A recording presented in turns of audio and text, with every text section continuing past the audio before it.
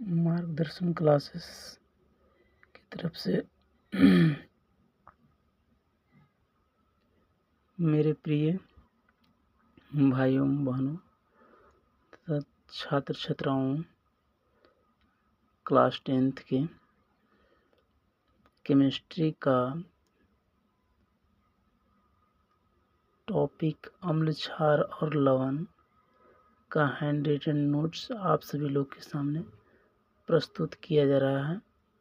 तो class 10th के जितने भी छात्र एवं छात्राएं हैं, आप सभी लोग इस नोट्स को देखिए और आपके परीक्षा के लिए बहुत ही लाभदायक साबित होगा।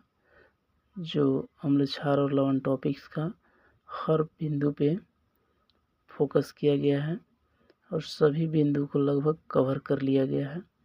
इससे आपको सब्जेक्टिव क्वेश्चन भी कंप्लीट हो जाएगा और ऑब्जेक्टिव क्वेश्चन भी कंप्लीट हो जाएगा। तो दोस्तों, अम्ल क्षार और लवण का ये हैंड रिटन नोट्स आप लोग देखना ना भूलें और एकदम ज़रूर देखिए। अगर अच्छा लगे तो कमेंट में अपना एक दिल ज़रूर भेज दीजिएगा और अपना राय दीजिएगा और आगे आपको इस तरह का वीडियो मिलता रहेगा। तो चलिए देखते हैं आप लोग को मार्गदर्शन क्लासेस की तरफ से सब्जेक्ट केमिस्ट्री का topic acid base and salt का हैंड रिटन नोट्स में कौन कौन सा टॉपिक कवर गया है। इसके अंतर्गत कौन कौन से पॉइंट को कवर है। लगभग सभी पॉइंट कवर है।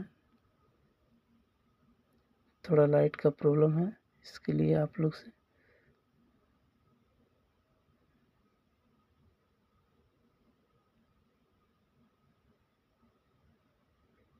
चलिए। तो अम्ल क्षार और लवण का पहला टॉपिक है। इस टॉपिक में पहला बिंदु अम्ल। अम्ल किसे कहते हैं इसका दिया गया है। दूसरा पॉइंट है भस्म। भस्म का डिफिनेशन और इसका एग्जाम्पल आप लोग के सामने दिया गया है। इसके सारे पॉइंट्स दिए गए हैं। इसके बाद अगला टॉपिक है अम्ल तथा भस्म लवण का विद्युत प्रभाव। अम्ल भस्म और लवण पर विद्युत का क्या प्रभाव पड़ता है, इस सभी के बारे में आप लोग को दिया गया है। इससे पहला पॉइंट है विद्युत अपघट्य इलेक्ट्रोलाइट। विद्युत अपघट्य क्या है, इसका डिफिनेशन और इस एग्जाम्पल के साथ दिया गया है।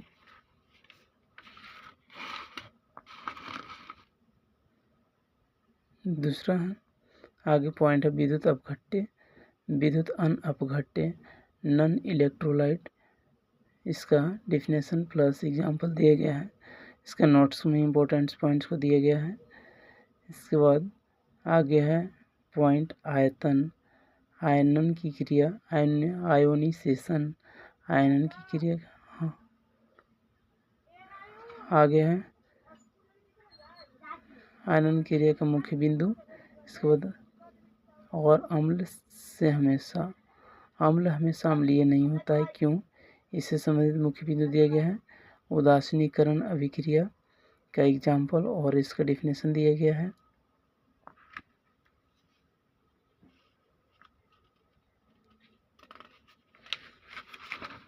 आगे आपका पॉइंट है अम्ल के गुण। अम्ल के निम्नलिखित गुण हैं जो इस प्रकार से दिया गया है एग्जाम्पल के साथ में। और भस्म का गुण, आगे पॉइंट है भस्म का गुण एग्जाम्पल के साथ में दिया गया है।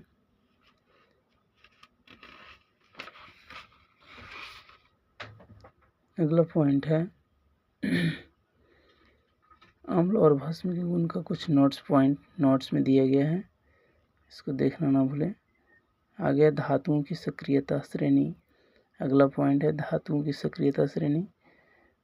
धातु की सक्रियता श्रेणी कौन से धातु की सक्रियता श्रेणी सबसे ऊपर है, कौन से धातु की सक्रियता श्रेणी सबसे नीचे, कौन मध्य में। इस प्रकार से विभिन्न प्रकार के धातु की सक्रियता श्रेणी दी गई है।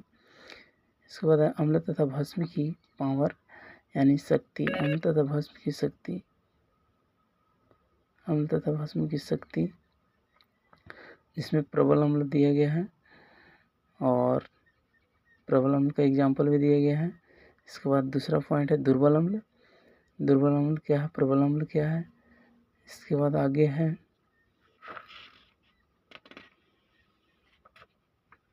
आगे पॉइंट है आपको दुर्बल अम्ल और दुर्बल अम्ल और दुर्बल भस्म, अम्ल और दुर्बल भस्म, सांद्र और तनु अम्ल।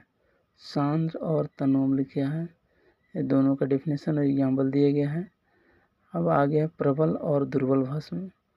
प्रबल और दुर्बल भस्म क्या है, आगे की चैप्टर में दी गई है। तो दोस्तों आगे नोट्स देखिए। आगे है प्रबल भस्म क्या है, प्रबल